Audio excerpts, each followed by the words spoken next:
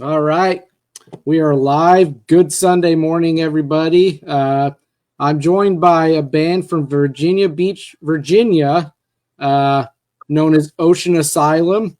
Rob reached out to me on Facebook when I put an inquiry in a little group on Facebook, and he was one of probably 30 that I got in my DM. It just blew the hell up. And when we started talking about his band that he's in, and I piqued my interest in that and decided I was going to go check out the EP. And I'm like, okay, I definitely need to get these guys on because this music is right up my alley. It's a real good mix of the melodic and heavy and the harsh and the cleans and stuff. And I really like the combination of it all. How are we doing, gentlemen? Doing great. Stellar. Me too. Getting caffeinated, trying to be hydrated too with some water here. Since we're here, why don't we go ahead and you got it right here. Ricky is vocals and Rob is guitar. Sorry, not guitar, drums. Wesley is guitars. How'd you guys fall into your roles for the band? Were you anything different before it? Yes. So my favorite kind of music to listen to and just vibe out to is reggae. I moved to Virginia Beach. I would have expected. Yeah. I'm active duty military, Coast Guard, and wow. I moved to Virginia Beach. Had to leave Texas and leave a established band behind over there. And as soon as I got here, I put out a Facebook ad and Craigslist ad, and Austin found me and messaged me, had an audition, and immediately I was like, guys, this is like, I don't know if I can do it. Like the music is heavy. It's not really what I'm used to. I'm willing to give it a shot. And they gave me a shot, and here we are. What about you guys? I was originally the guitarist, or one of the guitarists. But we needed somebody who could play the drum parts, so I figured it out and became the drummer. Well, I gotta say, your profile pic still confuses me to this day. I know you do the drums in the band, but I see you with the guitar in the pic or in your profile picture. I'm like, okay, I need to make sure my brain remembers Rob plays guitar, but he plays drums in the band. Yeah, I'm just a little bit everywhere. Jack of all trades. That's a good thing to have, though, man. Like, if something were to happen or someone couldn't show up for like a session, you could do both of those parts and then just kind of send on what you did. Yeah, I could take this guy out. Just do it all myself. Yeah. Watch out, Wes. So individually, how did you guys? It hurts in the writing process. He knows, he understands guitar, he understands bass, he knows what it should and shouldn't do to support the song. So composition-wise, it helps a lot. I could imagine most bands, not all bands, at least have one member in it that can play everything. Most of the time. Yeah, there's probably that guy, the John Paul Jones of the band. Yeah, pretty much. Individually, though, for vocal, let's start with Ricky. Did you originally start out with the vocal style that you have, or did you kind of develop into that over time? Because you said something about what the music the Ocean Asylum was doing isn't really something you were kind of used to. Could you explain that a little? Well, when I got here, the band that I was in Texas was very classic rock. Okay. I enjoy reggae the most, and I kind of wanted to get into a reggae band, but I sound the best when it's a classic rock-ish style. So when I got in and I tried to, it did morph. So initially, when we were doing Dillinger Escape Plan covers, hey, there's Austin. Yeah, I just now looked down and saw him. I kind of felt bad. I'm like, oh crap, how long has he been there? All good. Right when you started. Oh, shoot. My apologies. All good. Oh, yeah. We didn't leave you in the dust. So my style morphed as I got more used to the music. Because initially, either lyrically or how I was pronunciating even the words sometimes. That has changed over time for the better. Whether it was to get used to making louder noises with my face that I wasn't quite used to, or layering that on top of singing, or the hardest part is doing a long like fry vocals right into melodic singing, and I've gotten a lot better at that. So definitely morphed into the Ocean Asylum that you heard on the EP. Yeah, when Ricky auditioned, it was a cover song of a Dillinger Escape Plan song, Milk Lizard, and so he does a little video on his phone, and then he sends us this 30-second clip of him singing the part. We're like, okay, this dude's got pipes. All right, let's bring him out. So he comes to this practice with us, and I don't know how many singers we went through before him, but so many of them would be singing into the mic and just kind of burying themselves in the mix because they were very shy and inexperienced, and not Ricky.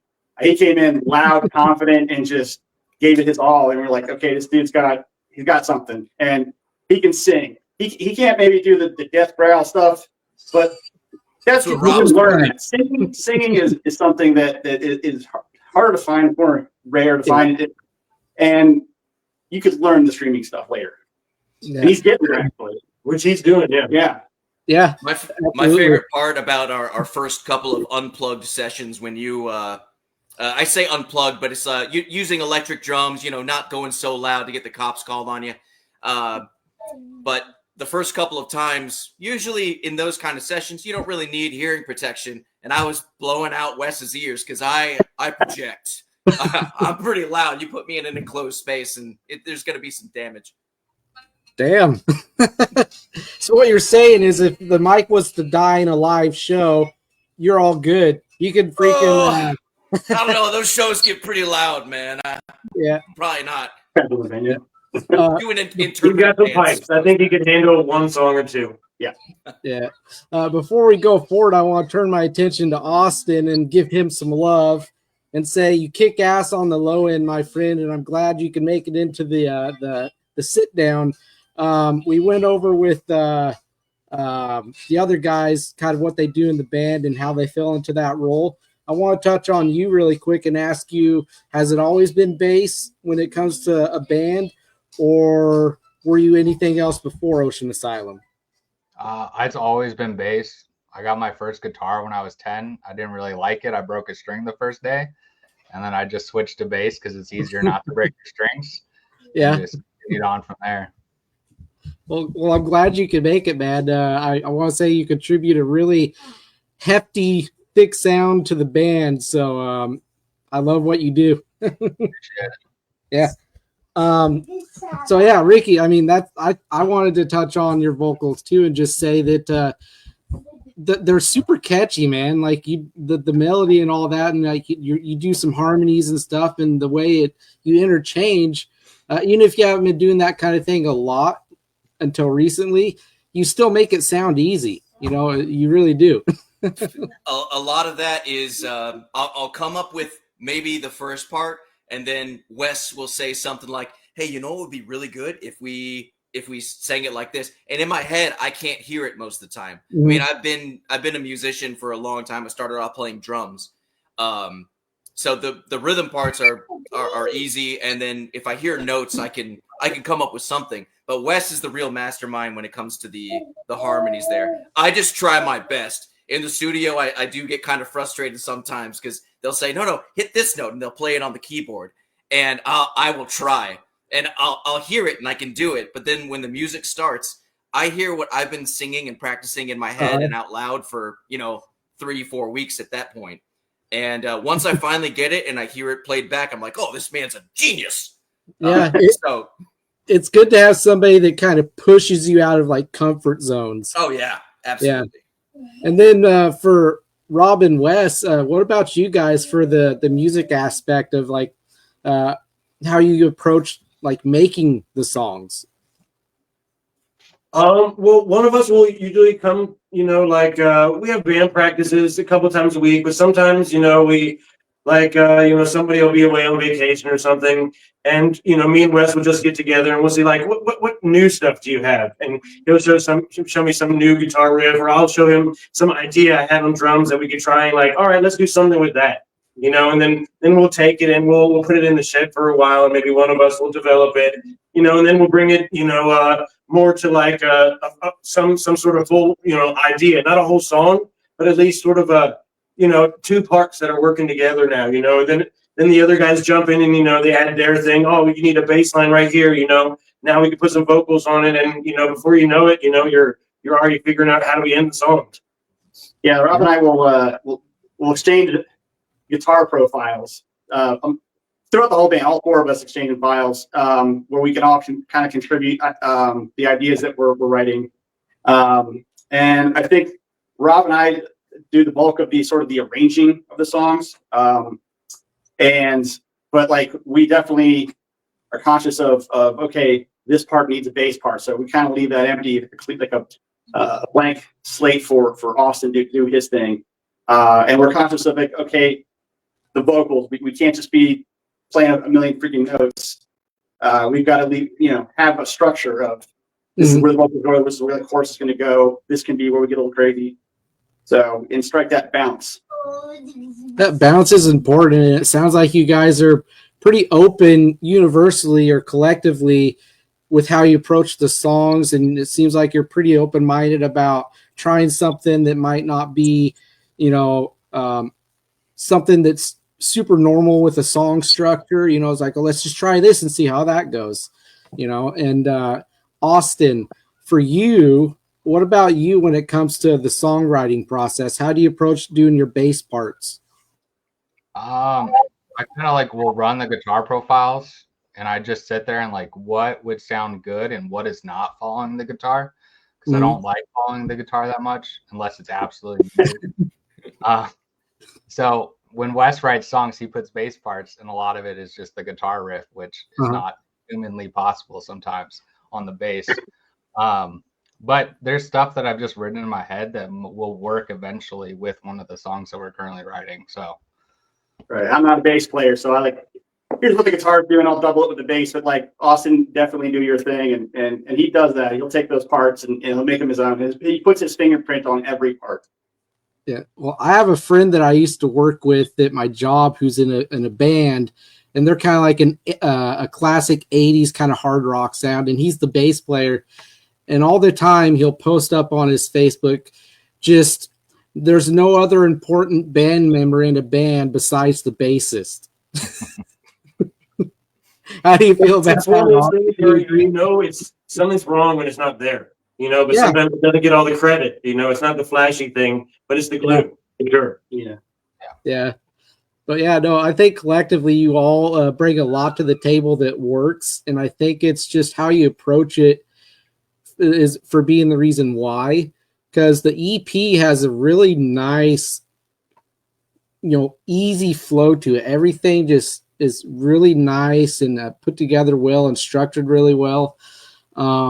So from the top down, I actually want to cover kind of how you guys approach doing the EP, whether you wanted to maybe try the album over the EP or just a song over time and then compile an EP. What was the experience like when you did Committed? Well, these were 4 songs that I kind of had skeletons for, and they were kind of we had the Dillinger stuff, we wanted to kind of break now that we had Ricky, that could sing. We wanted to kind of let him do his thing and let the other guys do their thing on these skeletons. And these were just the first 4 we had, let's put them out. Well, they're very strong tracks. I put in the little description for the live stream that I go to voluntary excommunication or involuntary. Make sure I wrote that down right. Voluntary excommunication. You had it right. You had it right. Yeah. Like that track, I love the way you start with that, like kind of an acoustic intro on the first track of the EP. Then it goes into that, and it starts. And then like the verses where I'm just kind of just doing this, I'm just like it just crushes. Like I love the way it just all comes together for that song. That was actually Austin's idea to put the Really? acoustic before that. Yeah. Well, excellent idea, Austin. I think that worked really well. Yeah, I wanted like the shock factor too, because like when we play it on stage, we do it the same way. So like having that intro, people are like, "Oh, who are these guys? Why are they at a metal show?" And then it hits with Vex right after, and I think it just blows people away. Yeah. You know, I think I'd have the same reaction if I didn't already know who you guys were and listen to the EP. If I saw you in a live setting and it started that way, I'd kind of be like, okay. And then it starts because when I first was approached by Rob and I went to check out the band, I didn't expect as much as of the cleans that I heard with how heavy it was. I expected there to be more of the growls and the fries and stuff like that, you know, just because the name, I don't know if that really implies if you'll be super heavy or not. But I think it was really pleasant that I was kind of surprised with how you guys ended up sounding. And I loved how you ended up sounding. And it kind of segues into what I wanted to ask you guys along with the EP. Was it always going to be that kind of sound that we hear on the EP, or did you try other things? I understand you did Dellinger covers. I think that's in your profile. What other things were maybe explored before you guys went with how we hear you now? Well, the cleans are because we got a person that could sing cleans, basically. Mm-hmm. You know, if we had gotten somebody that couldn't do it and was just super good at doing growls, we'd have a growl band. You know, it's just, you know, kind of what, you know, playing with the ingredients we got, you know? Yeah, we have a whole back catalog of music that we've all kind of written, have little ideas. These are just sort of the first few that we kind of said, let's just do this. It was sort of this concept that Rob had in mind, and he had the rough drafts of these, and we kind of worked together to shape them into what they are now. And like our sound is Ricky alluded to earlier, talking about acceptance and this acoustic thing, and the fact that we are showing that we have range. And so we have this other EP in the works right now that have some songs that are going to be like, whoa, this is the same band. And we love that. Yeah, I like that too. I love variety. I think that's a crucial thing. I mean, you got a lot of bands out there like AC/DC and stuff like that kind of stick to one formula and it works for them. But I've always been a much bigger fan of the band that wants to kind of shake things up, you know? Yeah, we don't want to stay doing the same thing. It's still super heavy and it's still super catchy. You know, we like doing that. That's us. Oh yeah. But, you know, we're not beholden to you know, always doing the same thing. It's going to be an album, the next thing too. So we have a lot more, you know, room to do stuff on an album, you know? Yeah. Yeah. I don't know if you saw it, but I believe you guys are going to be on my friend's podcast here at some point, Beyond the Breakdown podcast. Yep. Came on and said, I finally made it. I think he's saying, hey. What's up? That's my buddy right there. We started around the same time, and he's a good guy. Nice. Yeah, you're gonna have a lot of fun with him. Cool. So I don't know if you want to dive a little bit more into the EP or not, or if there's any more you'd like to kind of divulge or explain about it. But personally, I want to hear about the Atom on Earth collaboration and what you guys did to get that basically locked down for that song Penance. He's just a really approachable dude, you know. Hit him up on Instagram, and he likes doing, you know, cool stuff on cool songs. The interesting part, I guess, would be he usually does, you know, his low guttural stuff, his heavy stuff. This gave him an opportunity to kind of flex his, you know, clean muscles a little bit, and he kind of reveled in the fact that he was able to do something a little different, you know? Yeah, because he had kind of established his sound with his band at the time, and kind of like locked in. The fans expect a certain thing, and if you were to deviate from that, it might be a little bit of a backlash. But with us, he was free to explore other vocal delivery styles, and he had a lot of fun with it. And turned out really good. So yeah, it was a recorded it live. we don't have a direction for you, Adam. Just do what your heart desires. And I love how it turned out. It is so cool. It is an awesome track, man. It looks like Austin lost his connection. Yeah, watching him do it live on Twitch was awesome. Like, watching that and seeing the writing process. Oh, that was so sick. And watching the excitement in his eyes as well. Like, well, I don't really do this too often. So just like Wes was saying, it was phenomenal to witness. Are there any plans to do any other kind of collaboration with him in the future? We wouldn't put it past us to do something with him, but I'd probably like to get a different guest, just keep varying it up. Yeah. Do you have anybody in mind, or do you want to kind of keep that under wraps for who you might try and bring on? I don't think we have anybody per se in mind. We have a couple that we almost got perhaps before, or some desirable people that we'd like that we probably can't get ever. Being that we're in Virginia, it would be cool if we got, a Randy Blythe from Lamb of God to do something with us. But he's hard to reach. Yeah, I found that too. I've reached out to him a couple of times in various different ways to try and get an interview with him, and it's just kind of like static, so. But I love that guy. I think that'd be a really sick collaboration, especially with him doing cleans now. He's got a great singing voice. So whatever way that ended up falling into place, if it happened, I think would be really interesting and really dynamic. Or if we could do like a music video with Guar or something like that. Oh, wow. Yeah, that bring a little bit of the comedy to it. That'd be really awesome. Kind of like a sci-fi thing in a way. That'd be cool. Yeah. But no, guys, the EP is awesome. I listened to it probably a good 6 or 7 times all the way through this morning before while I was writing the rest of my cues for the interview.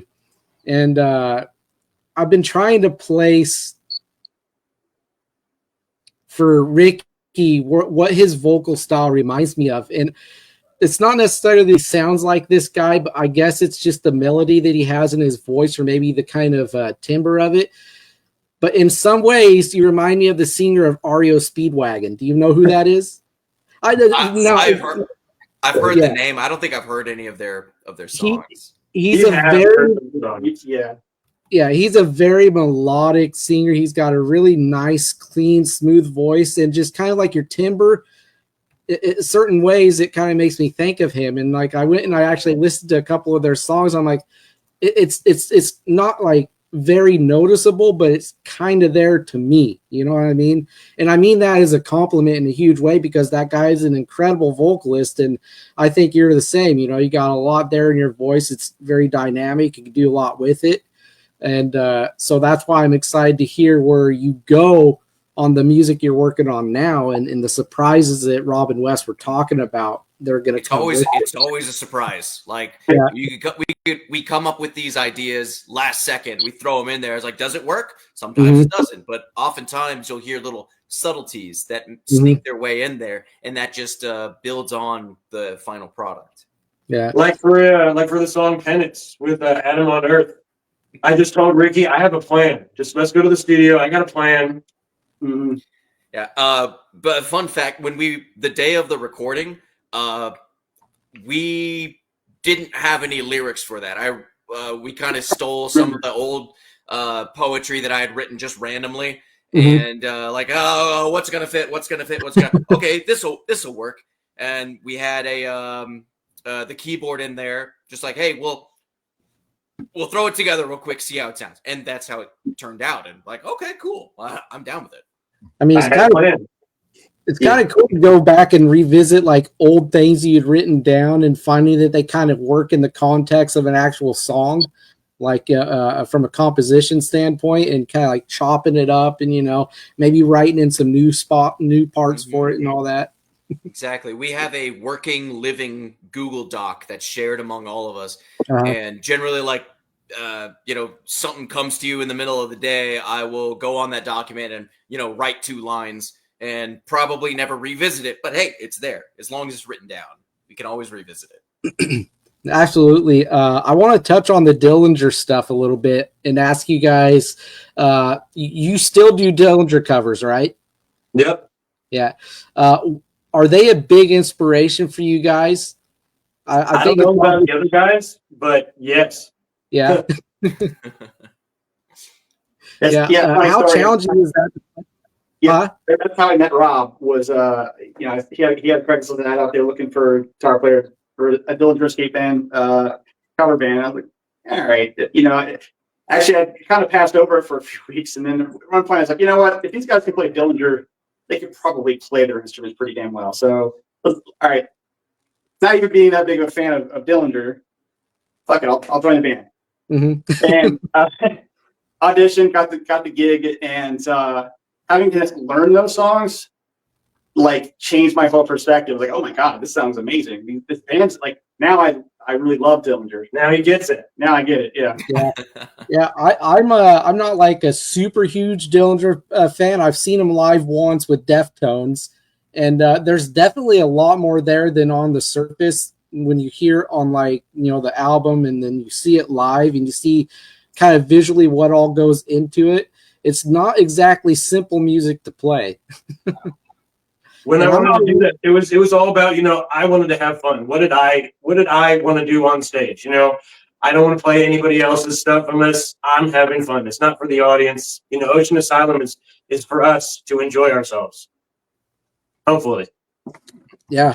No, I agree with that perspective. I had a new young band on yesterday, and I not advice necessarily, but I said you should enjoy what you're doing and be happy with it and have fun with it, and not really have a concern about from an industry standpoint if the industry likes what you're doing. Because if you love what you're doing and you think it's good, that's all that matters, and you should keep on that path. So that's a better path to success for sure. Finding your own thing. Yeah, because the industry, it's no secret, it's tough. Especially in this day and age, it's even tougher now.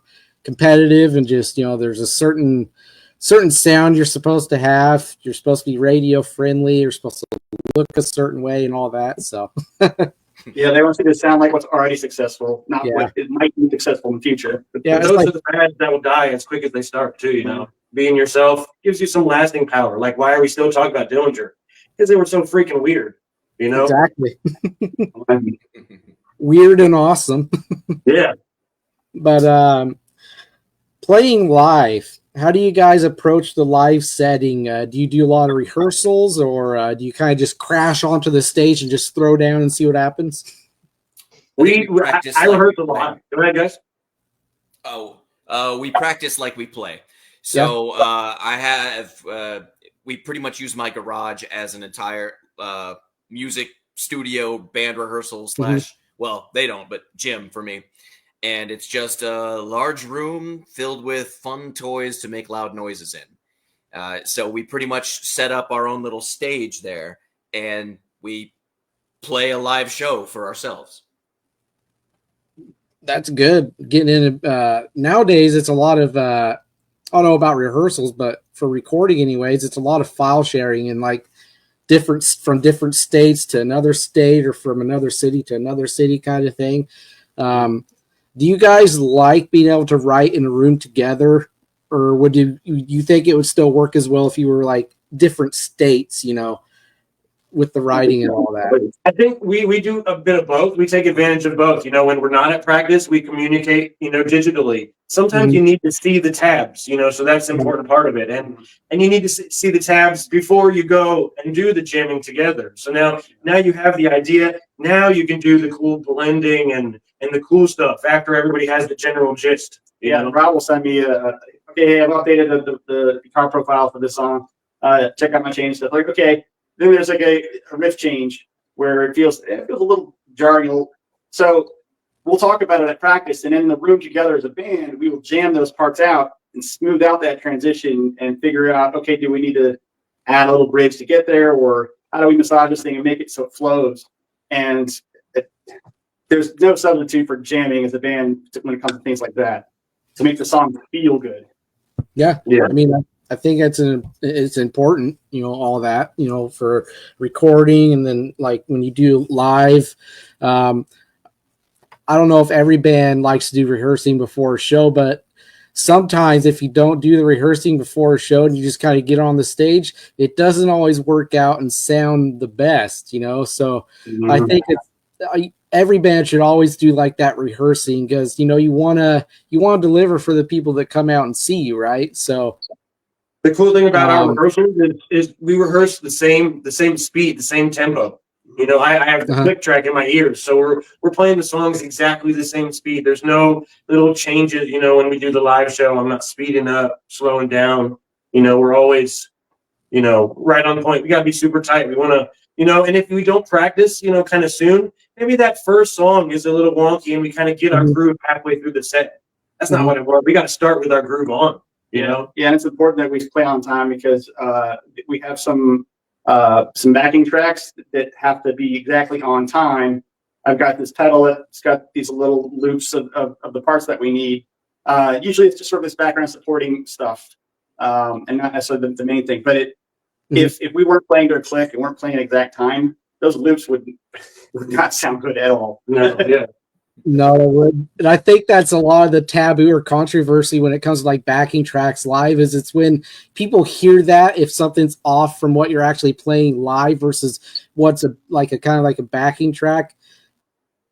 That's why backing tracks get shit on, is because people think that it takes away from the legitimacy of the live playing, but that's not really the case. There's certain aspects for a live show where a backing track is necessary, and it doesn't take away from what you guys are doing individually on that stage. It's part of the performance. It's not so much a backing track as just a guitar loop beat. It's right. Yeah. There's like a little lead line that plays over top. It's just loops and things like that.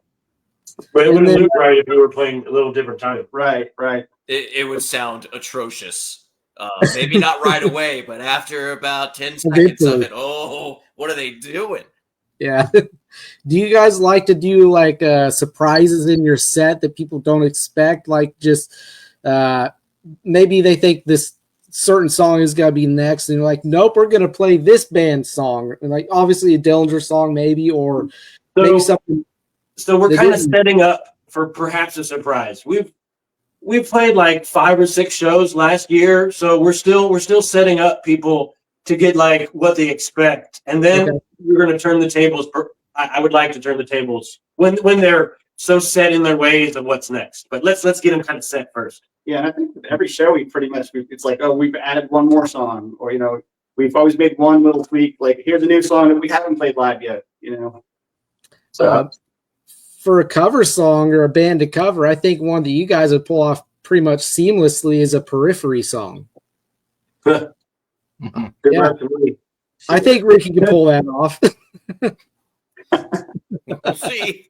Depends on the song. Yeah, it depends on the song. I'll do some jetpacks. Yeah. That'd be cool. That'd be really cool. You can nail that. I'd have to borrow your A string. So you guys are talking about, other live shows and stuff like that. Are there any tours that you guys are going to try and get on once things are a little bit more established, as far as like more songs being done and things like that, or expanding where you go and play? We would love to get on some tours. We got this album that we're working on, and maybe we'll try to use that as momentum to get on something, maybe in the summer. Some little something might be nice, depending on if we could get off work. Yeah, work always gets in the way. Two would be good. I already put us in the mix for some festivals. We'll see if we get some. Those are fun. Yeah. Hopefully you don't experience a Blue Ridge fiasco like the other year. Oh, yeah. That was terrible. JT from Beyond the Breakdown actually experienced that firsthand. He got to do the first day of it, I believe, but the days after that, they were told to leave, and he was furious. Yeah, I'm glad I missed the boat on going to that one. Yeah. I would be pissed.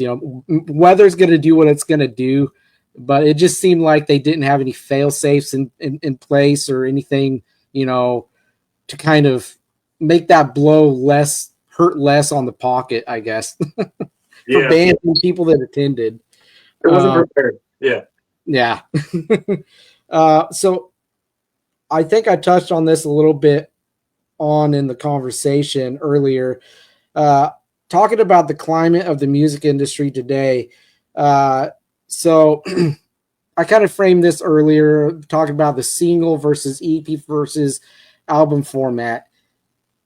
All three versions of that, depending on what band you are and what your situation is, looks different.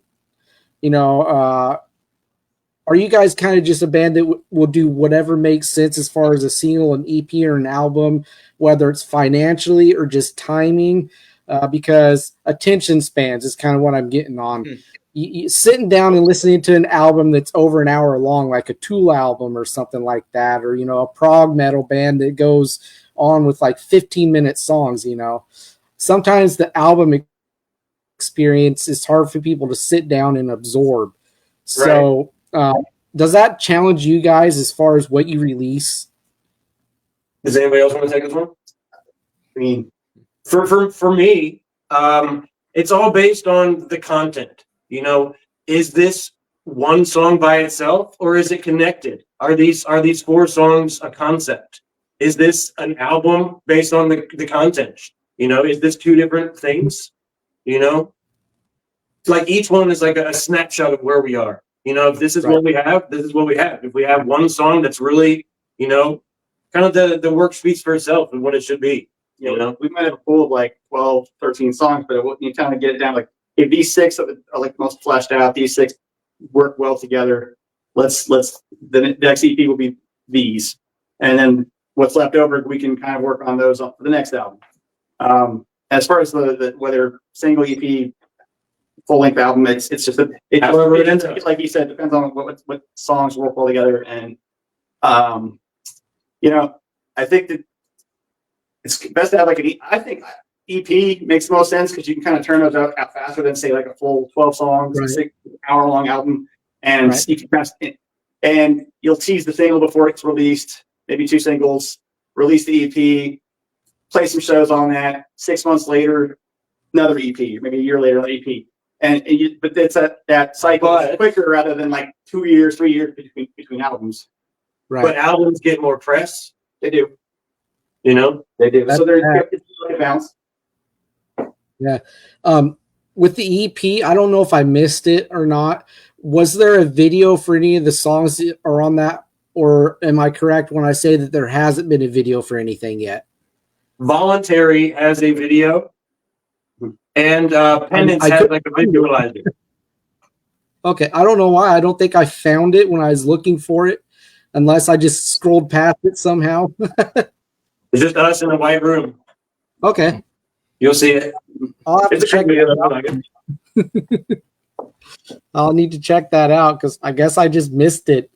And then do you guys touch on like mental health stuff with your music? Because I'm big on mental health stuff. I think it's good to talk about things that trouble you instead of just bottling it in. I think it's become less stigmatized as time goes on as far as bands when they tackle that subject because, let's face it, we're human. We struggle. We face challenges. We sometimes bottle things up. So do you guys write about that kind of stuff to kind of empower people that are maybe going through some kind of rut to kind of help lift them out of what they're going through? That's probably a Ricky question, first of all. Yeah. So one of the songs coming up in our newest endeavors is basically about one of my best friend, brother, roommate overseas that committed suicide. Oh, man. And so the song is about making sure that even though I know that I did all I can, I still kind of blame myself. I could have been there a little bit more. But the message is that you did enough. Right. At the end of the day, that decision was made. You can't change it, and it's still okay to feel something for it. and the most important thing is to not blame yourself. So we definitely touch on the subject, and usually one of the other songs has a very long intro, right? And I like to at least mention it prior to playing this particular song. Like, hey, if you've been there, it's a tough thing to tackle, but you're not alone. The way that you're feeling is valid, and even if you think that you did wrong, you did enough, and that's okay. So we definitely touch on those. Yeah, I'm not afraid to talk about that sort of stuff. I think we're all pretty open to the lyrics having that mental health component and the human condition. You gotta be real. Yeah, Yeah, I mean, when you're real like that and you're authentic, it goes a long way with your fan base. Instead of trying to kind of be some kind of versions of yourselves that isn't exactly true to who you are as an individual. I connect to that in music more than anything when it's genuine and it comes from a genuine place and it's not fabricated. That's not to say that a fabricated scenario for a song is bad, because there's plenty of bands that do that and it's great music. Yeah, that's true. Yeah, but the realness of a song that comes from a real place, from a real experience, it just draws that human connection out to the listener, that much more powerfully. So I agree. There are bands like you can listen to like the Black Dahlia Murder, for example. I mean, it's pretty dark, like fictitious sort of lyrics or Cannibal Corpses. But then there's like Steven Wilson, his album Hand Can Out a Race is just hits on an emotional level that just pulls at my heartstrings every time I hear that album. Yeah, I mean, I agree. I've heard that maybe twice in my life, the one you just mentioned, and it definitely does that. Like, wow. So no, I like to touch on the mental health thing because everybody has their struggles, and me being open with my own, has helped me. So I look for music that kind of is therapeutic in that way. So love hearing that you guys are also all about that, and you like to at least write something that's you hope helps somebody in whatever situation they're in. And then going on, I have a few more questions for you. Some are kind of going to be rapid fire, not really on the subject of music necessarily. One I've stolen from JT from Beyond the Breakdown because it's kind of funny, the responses I get.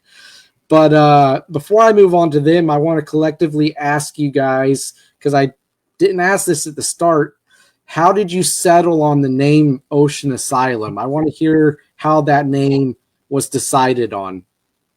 We had probably like 200 names that we were trying to vote on. 200? Like, everybody, you can only have 5 votes, and we kept screwing up, and it was actually an ex-bassist that had threw in Ocean Asylum, and I was thinking kind of like it had a Donnie Darko kind of cellar door kind of vibe, right? We're here at the beach, asylum, because like we're prisoners in life or whatever. I don't know. I like it. No, I like the name too. I think it's a great choice for a name. Yeah, it really the rolls artwork off the tongue. Yeah, Austin made the artwork and it kind of stuck. Yeah, no, I think it's a great name. I love the artwork for it, and I mean, nice and simple explanation for it. Some bands I've talked to say, "Oh, we just we thought it'd be funny, and so we just ran with it." I mean, that's valid too. Yeah. There's plenty of bands that were like that. Now going on to the rapid fire questions. When I was talking to Rob, he's a fellow sci-fi nerd. I'm a sci-fi nerd. What's your guys' favorite sci-fi movie or show? Interstellar. Love that one. Interstellar's good. I gotta say Star Wars. Mm-hmm. Which one? That's just 9. No. For some reason, the Emperor returned. Be careful how you answer this, Ricky. Be careful. Yeah, I know. I don't want to piss anybody off. But Star Wars has been just prevalent throughout my entire life. My dad introduced it to me when I was like, I don't know, 8. And ever since then, it was like, even if it's controversial Star Wars, I still love it because it's freaking Star Wars. I think when you asked that question, my knee-jerk reaction was like, "Ooh, Lord of the Rings." I'm like, no, that's more fantasy. So sci-fi, I'm gonna say Star Trek: Next Generation. Just I remember watching it with my dad growing up. And, Captain Picard is a beast. Yeah, he's always been my absolute favorite captain. It's Picard all the way. Yep. Did you watch that show that they did, Picard? Yep. No, I didn't. Yep. I know of it. It is pretty good. It's pretty good. Okay. I'll check it out. I'll check it out too. Yeah. I heard more of it. What about you, Austin? Yeah, I don't know if anybody else would consider it sci-fi, but Donnie Darko was mentioned. That's the time travel. Yeah, that counts. Yeah, it's definitely sci-fi. Yeah, I got Frank Bunny tattooed. That movie was a trip. That movie is a trip. For myself, it's kind of a suspense horror and sci-fi, but I've always been big on the Alien movies. Mm-hmm. Which is your favorite? Huh? Which is your favorite? 2. Yeah. What a good sequel. That was like a genius sequel to turn it into an action movie. Love it. It was so good. And you know what's, I tell my wife this, and she finally sat down this year and watched all of them, even the controversial ones that weren't as well received, the ones. That being said, Romulus I thought was pretty good. Romulus is not bad. Yeah, not bad. The xenomorph alien itself to this day freaks me out and scares me more than anything I've seen in any other movie in my entire life. Yeah, pretty terrifying. I have an alien tattoo on me. Yeah. Those things are just creepy as hell, man. Like, but I can't tear myself away from the screen when I'm watching those movies. And the game that they came out with, Alien Isolation, I love that game. That was good. I could only sit down for maybe 3 to 5 minutes in a session before I'm just quick exiting out of the game because the thing just shoots out of a vent or something. I'm just falling out of my chair. Yeah, the way that they did that game was amazing. So when it first came out, that was about when PlayStation was releasing those motion detector things, and Xbox had Kinect, and they had just live microphones on the entire time. People didn't know that the microphone it hears them. It hears you. So, honey, I'm home. Ah! So exactly. No, that game is brilliant, but it just shows just how iconic those movies are and those aliens from those movies are. Yeah, you know, and H.R. Geiger, dude, exactly like that guy, like just brilliant. You know, brilliant, and just dicks everywhere. Get all that artwork. My wife finally saw why I love those movies so much. She goes, "Wow, those were all really pretty good." I'm like, "I know. Even the ones that people say sucked were actually pretty decent." It's just in comparison to the masterpieces, it's hard to live up to. Yeah, the way I had to explain it to someone who was like, "Okay, we're gonna watch the first Aliens." She had never seen it, or the Alien, never seen it before. It's like you're gonna recognize a lot of these like horror tropes because they come from this movie. Like this is the OG. OG. I should have said Space Odyssey. Dang it. Oh man. What about Spaceballs? Well, yeah, that's one of the best Star Wars movies there is. You know, there's going to be a sequel for that, right? Oh my god! Yeah, all these years later too. Money grab. Yeah, most of the time, money grab for sure. Maybe it'll be good though. Who knows? But next one is the one I stole from JT, and it's basically all it is I ask, when it comes to Ocean Asylum, with a beverage of your choice or food of your choice of either one or both, what would you think would best describe Ocean Asylum as either one of those?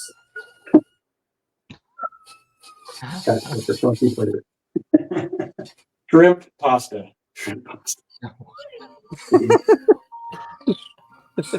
Oh. That is. I was thinking Dr. Pepper, 23 flavors, man, but Dr. Pepper, all the flavors. Yeah, I had one guy say a slab of ribs. Yeah, yeah, and then It's messy and it'll make you tired. I don't yeah, know.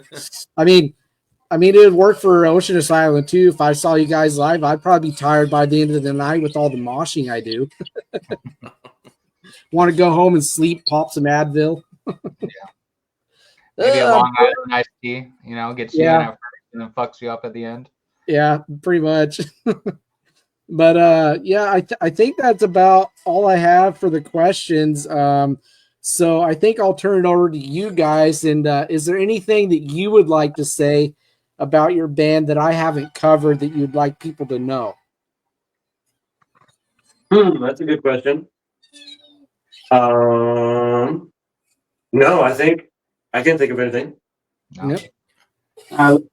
I think it's cool that we got the album mixed by Jamie King. Oh yeah. Who's like the unofficial sixth member of Between the Buried and Me. Yeah, that guy did a wonderful job. Chef's Makes us kid. our best.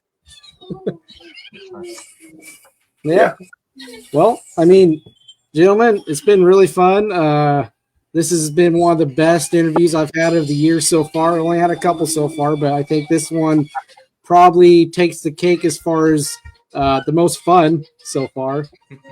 So I just want to extend a heartfelt thank you for coming on and sharing your time with me and talking about your band, the music, and what you do, and being open about so much. It's been real rewarding and fulfilling on my end. And yeah, you guys, if you wouldn't mind dropping where people could find you on social media, where they can listen to your music and find your videos and all that. Ricky, do the thing. Oh yeah, no, I'm not going to do that. That's just bad. So you can find us on Instagram, YouTube, Facebook, not TikTok anymore apparently, because that's out of the way. Bye. Just Ocean Asylum, and we would love to have you. We thank everyone for just us being here. Music is on all the Spotify, Apple, YouTube Music, all that. Yeah. All streaming services for fun and joy. Yeah. Shattered Earth Records. We should probably mention them. Yeah. Yeah. Well, I want to highly recommend to the people that have watched this or will watch it to go check out the EP, because if you like that kind of music, kind of like the heavy melodic, I don't know if I want to call you guys metalcore. I didn't put a label on you guys. Kind of. I think somebody said horny Deftones. Horny Deftones. Horny Deftones. Okay, there we go. If you guys like horny Deftones kind of music, go check out the Committed EP by Ocean Asylum. You won't be disappointed at all. 4-track. It's great stuff. Yeah, subdued for Rob, Wes, Austin. Sorry I didn't see you earlier and put you in the room until when I did. All good. Been a lot of fun talking to you, gentlemen. I'll reach out to you again in the future when some more music comes out and get you guys on and help promote that. I still gotta get time and write an actual review for the EP because I intended to, and things kind of get away from me sometimes, but I will write a review for that, and it will get to you. No rush. So Sounds look good. for something. Yeah, and we'll send you that the next EP early, so you can get a chance at it. Hell yeah, dude! I love that. And it'll definitely be out this year. It'll be locked safe on my computer. Only the Cool. year. Cool. But we yeah, appreciate you, Will. Thank you Yeah, so I much for appreciate having us. you. It's We're been over great. the world excited. Well, have a great rest of your day. I hope it finds you well, and I'll be in touch, guys. All right. Take care. Thank you.